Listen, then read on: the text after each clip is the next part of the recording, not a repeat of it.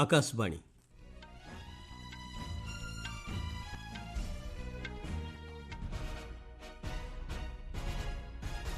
संवाद पढ़ुचंती उदयनाथ स्वाई। मुख्य संवाद विकसित भारत जी रामजी बिल 2025 को मिला राष्ट्रपति अनुमोदन। समग्र देश में सार उत्पादन वर्तमान 3 कोटी 6 लाख मेट्रिक टन होइथिबा कहिले प्रधानमंत्री। आसामर नामरूपठारे 10,601 कोटी टंकार सार कारखानार कले भित्तिप्रस्तर स्थापन। इसरो आसंता बुधवार सर्वबृहत वाणिज्यिक जोगाजोग उपग्रह ब्लू बार्ड ब्लॉक 2 रो करिब उत्क्षेपण। एवं संडेज ऑन साइकिल को आज पूरिला वर्षे देशर 8,000 स्थान में आयोजित होउछि सुस्थता को प्रोत्साहित करुथिबा एही कार्यक्रम। राष्ट्रपति द्रौपदी मुर्मू विकसित भारत जी रामजी बिल 2025 को अनुमोदन करिसंति। पूर्वर संसदर शीतकालीन अधिवेशन में यह बिल पारित होइथिला। एही आईन अंतर्गत ग्रामीण परिवार पई प्रति आर्थिक वर्ष रे रोजगार ग्यारंटी 125 दिन को वृद्धि करा जायछि। ग्रामीण विकास मंत्रालय कहिछि यह ग्रामीण नियुक्ति नीतिर परिवर्तन रे एक गुरुत्वपूर्ण पदक्षेप। एही आईन सशक्तिकरण, अंतर्भुक्तिमूलक अभिवृद्धि, विकास पदक्षेपर समन्वय को आगकू बढ़ाइबार प्रयास बोली मंत्रालय कहिछि। महात्मा गांधी जातीय ग्रामीण नियुक्ति ग्यारंटी आईन मनरेगा 2005 बदल में विकसित भारत जी रामजी आईन कार्य करिबो। प्रधानमंत्री नरेंद्र मोदी आज आसामर दिब्रुगढ़ जिलार नामरूपठारे 10,601 कोटी टंकार एक सार कारखानार भित्तिप्रस्तर स्थापन करिसंति। सार उत्पादन को सुदृढ़ करिबा एवं सही अंचल में कृषि अभिवृद्धि को त्वरान्वित करिबा एही प्रकल्पर लक्ष्य रहिছে। कारखानार वार्षिक उत्पादन क्षमता 12,70,000 मेट्रिक टन हेबो। एही अवसर में प्रधानमंत्री कहिसंति आसामर सार आवश्यकता पूरण करने सहित एही कारखाना पड़ोशी राज्यगुड़िक सेवा जोगाइबो। सार आमदानी उपरे निर्भरशीलता ह्रास करिबो, यथेष्ट नियुक्ति सुजोग सृष्टि करिबो एवं सही अंचल में शिल्प विकास पई एक उत्प्रेरक भाव कार्य करिबो। 2014 मसीह सारा देश में मात्र 2 कोटी 25 लाख मेट्रिक टन उत्पादित होता बेले गत 10-11 वर्षर कठिन प्रयास पर यह उत्पादन 3 कोटी 6 लाख मेट्रिक टन रे पहुंची बोली श्री मोदी कहते। 2014 में देश में सिर्फ 225 लाख मेट्रिक टन यूरिया का ही उत्पादन होता था। पिछले 10-11 साल की मेहनत में हमने उत्पादन बढ़ा करके करीब 306 लाख मेट्रिक टन तक पहुंच चुका है। लेकिन हमें यहाँ रुकना नहीं है, क्योंकि अभी भी बहुत करने की जरूरत है। जो काम उनको उस समय करना था नहीं किया, और इसलिए मुझे थोड़ा एक्स्ट्रा मेहनत करनी पड़ रही है। और अभी हमें हर साल करीब 380 लाख मेट्रिक टन यूरिया की जरूरत पड़ती है। हम 306 पर पहुंचे हैं, 70-80 और करना है। पूर्वर प्रधानमंत्री आज गुवाहाटीर पश्चिम बोरा गांव में शहीद स्मारक क्षेत्र परिदर्शन करते। सेठारे से आसाम आंदोलन शहीद मानू श्रद्धांजलि अर्पण करते। श्री मोदी गुवाहाटी परीक्षा पे चर्चा आलोचना कार्यक्रम अंशस्वरूप आसामर 25 जन मेधावी छात्र छात्री भाव विनिमय करते। ब्रह्मपुत्र नदी में एक क्रुज जहाज यात्रा समय यह वार्तालाप होता। गतकाली श्री मोदी गुवाहाटी लोकप्रिय गोपीनाथ बरदलोई अंतर्जातीय विमान बंदर नूतन टर्मिनाल अट्टालिकार उद्घाटन करथिले। प्रधानमंत्री नूतन टर्मिनाल कम्प्लेक्सर प्रवेश द्वार में भारत रत्न लोकप्रिय गोपीनाथ बरदलोई एक प्रतिमूर्ति मध्य उन्मोचन करने सह आसामर प्रथम मुख्यमंत्री को श्रद्धांजलि अर्पण करथिले। केन्द्रमंत्री शिवराज सिंह चौहान कहते मनरेगार परवर्ती पदक्षेप होछि विकसित भारत जी रामजी बिल। सामाजिक गणमाध्यम पोस्ट रे मंत्री कहते ग्रामीण परिवार वयस्क सदस्यों को पूर्व योजना अनुଯାयी 100 दिनर मजूरी नियुक्ति मिलुथिबा बेले एही आईन द्वारा एहाकु 125 दिन को वृद्धि करा जायछि। बिल रे काम आवंटन न हेले बेकारी भत्ता एवं मजूरी विलंब हेले अतिरिक्त परिमाणर व्यवस्था मध्य रहिछि बोली श्री चौहान कहते। कृषि समय रे असुविधार सम्मुखीन हेउथिबा चाषींक पई मध्य एथिरे व्यवस्था रहिछि। बिल पई 1,51,000 कोटी टंकार अधिक प्रस्ताव दिया जायछि।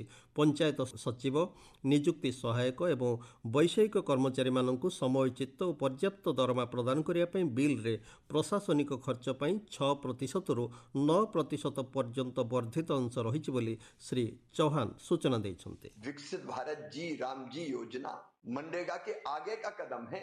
मजदूर भाइयों, 100 दिन की नहीं, अब 125 दिन काम की गारंटी है, कानूनी गारंटी। और काम नहीं तो बेरोजगारी भत्ते के प्रावधान को और सशक्त बनाया गया है। मजदूरी अगर देर से मिली तो अतिरिक्त राशि देने का प्रावधान है। और दूसरी तरफ एक विशाल धनराशि जो प्रस्तावित इसी साल है वह 1,51,282 करोड़ रुपए से भी ज्यादा।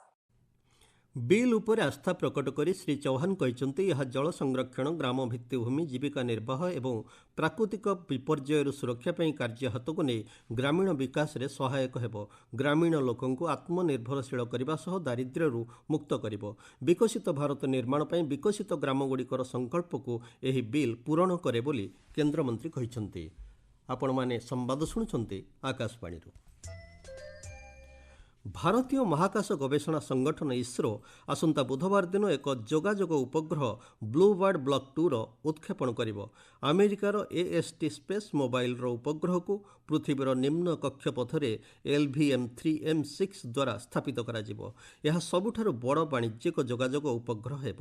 ପରବର୍ତ୍ତୀ ପିଢ଼ିର ବ୍ଲୁ ବାର୍ଡ ବ୍ଲକ୍ 2 ଯୋଗାଯୋଗ ଉପଗ୍ରହର ଏକ ଅଂଶ, ଯାହା ମାନକ ମୋବାଇଲ ସ୍ମାର୍ଟଫୋନ୍ଗୁଡ଼ିକୁ ସିଧାସଳଖ ମହାକାଶ ଆଧାରିତ ସେଲୁଲାର ବ୍ରଡବ୍ୟାଣ୍ଡ ସଂଯୋଗ ପ୍ରଦାନ କରିବା ପାଇଁ ଡିଜାଇନ୍ କରାଯାଇଛି। ଇସ୍ରୋ ଦ୍ୱାରା ବିକଶିତ ଲଞ୍ଚର ମାର୍କ 3 କିମ୍ବା LVM-3 ଏକ 3 ପର୍ଯ୍ୟାୟ ଲଞ୍ଚଯାନ, ଯାହା ପୂର୍ବରୁ ଚନ୍ଦ୍ରଯାନ 2, 3 ଏବଂ 72ଟି ଉପଗ୍ରହ ବହନ କରିଥିବା 2ଟି ୱାନ୍ ୱେବ୍ ମିଶନ ଉତ୍କ୍ଷେପଣ ପାଇଁ ବ୍ୟବହୃତ ହୋଇଥିଲା। ଏହା ଗତ ମାସରେ କରାଯାଇଥିବା M5 CMS-03 ମିଶନକୁ ମଧ୍ୟ ସଫଳତାର ସହ ଶେଷ କରିଛି। ସଣ୍ଡେଜ୍ ଅନ୍ ସାଇକେଲ ଆଜି ଲୋକଙ୍କ ମଧ୍ୟରେ ଏକ ଆଗ୍ରହ ଏବଂ ସଂସ୍କୃତି ପାଲଟିଛି ବୋଲି କେନ୍ଦ୍ର ଯୁବ ବ୍ୟାପାର ଓ କ୍ରୀଡ଼ା ମନ୍ତ୍ରୀ ଡକ୍ଟର ମନସୁଖ ମାଣ୍ଡବ୍ୟ କହିଛନ୍ତି। ଆଜି ସଣ୍ଡେଜ୍ ଅନ୍ ସାଇକେଲ କାର୍ଯ୍ୟକ୍ରମର ପ୍ରଥମ ବାର୍ଷିକୀ ଅବସରରେ ଗଣମାଧ୍ୟମ ସହ ଆଲୋଚନା କରି ଡକ୍ଟର ମାଣ୍ଡବ୍ୟ କହିଛନ୍ତି, ପ୍ରଧାନମନ୍ତ୍ରୀ ନରେନ୍ଦ୍ର ମୋଦିଙ୍କ ନେତୃତ୍ୱରେ ଫିଟନେସ୍କୁ ପ୍ରୋତ୍ସାହିତ କରିବା ଏବଂ ମେଦବହୁଳତା ବିରୁଦ୍ଧରେ ଲଢ଼ିବା ପାଇଁ ଏହି ପ୍ରୟାସ ଆରମ୍ଭ କରାଯାଇଥିଲା। ସେ କହିଛନ୍ତି, ଏହି କାର୍ଯ୍ୟକ୍ରମ ପ୍ରଦୂଷଣ ହ୍ରାସ କରିବା ପାଇଁ ସାଇକେଲ ଚାଳନାକୁ ଏକ ସମାଧାନ ଭାବେ ଗ୍ରହଣ କରିବାକୁ ଲୋକଙ୍କୁ ଉତ୍ସାହିତ କରେ। ଏହି ଅଭିଯାନରେ ବହୁ ସଂଖ୍ୟାରେ ଲୋକ ଅଂଶଗ୍ରହଣ କରୁଛନ୍ତି। ଏହି ପ୍ରୟାସ ପ୍ରଥମେ 5ଟି ସ୍ଥାନରେ ମାତ୍ର 500 ଅଂଶଗ୍ରହଣକାରୀଙ୍କ ସହ ଆରମ୍ଭ ହୋଇଥିଲା ଏବଂ ବର୍ତ୍ତମାନ ଦେଶରେ ପ୍ରାୟ 8,000 ସ୍ଥାନରେ ଏହା ଆୟୋଜିତ ହେଉଛି ବୋଲି ଶ୍ରୀ ମାଣ୍ଡବ୍ୟ କହିଛନ୍ତି। ସ୍ୱରାଷ୍ଟ୍ର ମନ୍ତ୍ରଣାଳୟ ସୀମା ସୁରକ୍ଷା ବଳ BSFରେ କନେଷ୍ଟବଳ ନିଯୁକ୍ତି ପାଇଁ ସେବାନିବୃତ୍ତ ଅଗ୍ନିବୀରଙ୍କ କୋଟାକୁ 10%ରୁ 50%କୁ ବୃଦ୍ଧି କରିଛି। ଏକ ଗେଜେଟ୍ ବିଜ୍ଞପ୍ତି ଅନୁଯାୟୀ ସେବାନିବୃତ୍ତ ଅଗ୍ନିବୀରଙ୍କ ପ୍ରଥମ ବ୍ୟାଚ୍ ମଧ୍ୟ ସର୍ବୋଚ୍ଚ ବୟସ ସୀମା କ୍ଷେତ୍ରରେ 5 ବର୍ଷ ପର୍ଯ୍ୟନ୍ତ କୋହଳ କରାଯିବ। ଅନ୍ୟ ସେବାନିବୃତ୍ତ ଅଗ୍ନିବୀରଙ୍କ ପାଇଁ ସର୍ବୋଚ୍ଚ ବୟସ ସୀମାରେ 3 ବର୍ଷ କୋହଳ କରାଯାଇଛି। ଏତଦ୍ବ୍ୟତୀତ ସେମାନଙ୍କୁ ଶାରୀରିକ ମାନକ ପରୀକ୍ଷା ଏବଂ ଶାରୀରିକ ଦକ୍ଷତା ପରୀକ୍ଷାରୁ ମଧ୍ୟ ମୁକ୍ତ କରାଯିବ ବୋଲି ବିଜ୍ଞପ୍ତିରେ କୁହାଯାଇଛି। ସୀମା ସୁରକ୍ଷା ବାହିନୀ ଜେନେରାଲ ଡ୍ୟୁଟି କ୍ୟାଡର ଅଣଗେଜେଟେଡ୍ ନିଯୁକ୍ତି ନିୟମ 2015ରେ ସଂଶୋଧନ କରାଯାଇ ଏହି ବୃଦ୍ଧି କରାଯାଇଛି। ପ୍ରତ୍ୟେକ ନିଯୁକ୍ତି ବର୍ଷରେ 50% ପ୍ରତ୍ୟକ୍ଷ ନିଯୁକ୍ତି ଦ୍ୱାରା ଅଗ୍ନିବୀରଙ୍କ ପାଇଁ ଖାଲି ପଦବୀ ସଂରକ୍ଷଣ କରାଯିବ। ବାର୍ଷିକ ଖାଲି ପଦବୀ ପୂରଣରେ ସେବାନିବୃତ୍ତ ସୈନିକମାନଙ୍କ ପାଇଁ 10% ଏବଂ କନେଷ୍ଟବଳ ଟ୍ରେଡ୍ସମ୍ୟାନଙ୍କ ପାଇଁ 3% ପର୍ଯ୍ୟନ୍ତ ସଂରକ୍ଷଣ କରାଯିବ ବୋଲି ମନ୍ତ୍ରଣାଳୟର ବିଜ୍ଞପ୍ତିରେ କୁହାଯାଇଛି। ଭାରତୀୟ ରେଳବାଇ ପକ୍ଷରୁ ରେଳ ଭଡ଼ାରେ ପରିବର୍ତ୍ତନ ପାଇଁ ପଦକ୍ଷେପ ଗ୍ରହଣ କରାଯାଉଛି। ନୂତନ ଭଡ଼ା ଆସନ୍ତା 26 ତାରିଖରୁ ଲାଗୁ ହେବ। ପରିବର୍ତ୍ତିତ ଢାଞ୍ଚା ଅନୁଯାୟୀ 215 କିଲୋମିଟର ପର୍ଯ୍ୟନ୍ତ ସାଧାରଣ ଶ୍ରେଣୀ ଯାତ୍ରା ଭଡ଼ାରେ କୌଣସି ବୃଦ୍ଧି କରାଯାଇ ନାହିଁ। 215 କିଲୋମିଟର ପରେ ଭଡ଼ାରେ 1 ପଇସା ବୃଦ୍ଧି କରାଯାଇଥିବା ବେଳେ ଅଣବାତାନୁକୂଳିତ ମେଲ୍ ଏବଂ ଏକ୍ସପ୍ରେସ୍ ଟ୍ରେନ୍ରେ କିଲୋମିଟର ପିଛା 2 ପଇସା ଭଡ଼ା ବୃଦ୍ଧି କରାଯାଇଛି। ବାତାନୁକୂଳିତ ଶ୍ରେଣୀରେ ମଧ୍ୟ କିଲୋମିଟର ପିଛା 2 ପଇସା ବୃଦ୍ଧି କରାଯାଇଛି। ଉପନଗରୀୟ ଏବଂ ମାସିକ ସିଜନ୍ ଟିକଟରେ କୌଣସି ବୃଦ୍ଧି କରାଯାଇ ନାହିଁ। ରେଳବାଇ ପକ୍ଷରୁ ମିଳିଥିବା ସୂଚନା ଅନୁଯାୟୀ ଏହି ବୃଦ୍ଧି ଦ୍ୱାରା ବାର୍ଷିକ ଅତିରିକ୍ତ 600 କୋଟି ଟଙ୍କା ରାଜସ୍ୱ ସଂଗ୍ରହ ହୋଇପାରିବ। ପୂର୍ବତନ ପ୍ରଧାନମନ୍ତ୍ରୀ ଅଟଳ ବିହାରୀ ବାଜପେୟୀଙ୍କ ଜନ୍ମ ଶତବାର୍ଷିକୀ ପାଳନ ପାଇଁ ଆଜି ଇନ୍ଦୋରରେ ଶୂନ୍ୟ ସେ ଶତକ ଏକ ଶତାବ୍ଦୀ ଅଟଳ ଭାରତ କି ଶୀର୍ଷକ କାର୍ଯ୍ୟକ୍ରମ ଆୟୋଜନ କରାଯାଇଥିଲା। ଉପରାଷ୍ଟ୍ରପତି CP ରାଧାକ୍ରିଷ୍ଣନ, ମଧ୍ୟପ୍ରଦେଶ ରାଜ୍ୟପାଳ ମଗୁଭାଇ ପଟେଲ ଏବଂ ମୁଖ୍ୟମନ୍ତ୍ରୀ doctor Mohan Yadav daily college ପରିସରରେ ଲୋକମାତା ଦେବୀ ଅହିଲ୍ୟାବାଈଙ୍କ ପ୍ରତିମୂର୍ତ୍ତି ଉନ୍ମୋଚନ କରିଥିଲେ। ଦୁବାଇର ଆଇସିସି ଏକାଡେମୀ ପଡ଼ିଆରେ ଖେଳାଯାଇଥିବା 19 ବର୍ଷରୁ କମ୍ ପୁରୁଷ ଏସିଆ କପ୍ 2025 ଫାଇନାଲରେ ଭାରତକୁ 191 ରନ୍ରେ ପରାସ୍ତ କରି ପାକିସ୍ତାନ ବିଜୟ ଲାଭ କରିଛି। ମୁଖ୍ୟ ସମ୍ବାଦ ପୁଣି ଥରେ। ବିକଶିତ ଭାରତ ଜି-ରାମଜି ବିଲ୍ 2025କୁ ମିଳିଲା ରାଷ୍ଟ୍ରପତିଙ୍କ ଅନୁମୋଦନ। ସମଗ୍ର ଦେଶରେ ସାର ଉତ୍ପାଦନ ବର୍ତ୍ତମାନ 3 କୋଟି 6 ଲକ୍ଷ ମେଟ୍ରିକ୍ ଟନ୍ ହୋଇଥିବା କହିଲେ ପ୍ରଧାନମନ୍ତ୍ରୀ। ଆସାମର ନାମରୁପୁଠାରେ 10,601 କୋଟି ଟଙ୍କାର ସାର କାରଖାନାର ଭିତ୍ତିପ୍ରସ୍ତର ସ୍ଥାପନ ଏବଂ ସଣ୍ଡେଜ୍ ଅନ୍ ସାଇକେଲକୁ ଆଜି ପୁରିଲା ବର୍ଷେ। ଦେଶର 8,000 ସ୍ଥାନରେ ଆୟୋଜିତ ହେଉଛି ସୁସ୍ଥତାକୁ ପ୍ରୋତ୍ସାହିତ କରୁଥିବା ଏହି କାର୍ଯ୍ୟକ୍ରମ। ସମ୍ବାଦ ଶେଷ ହେଲା।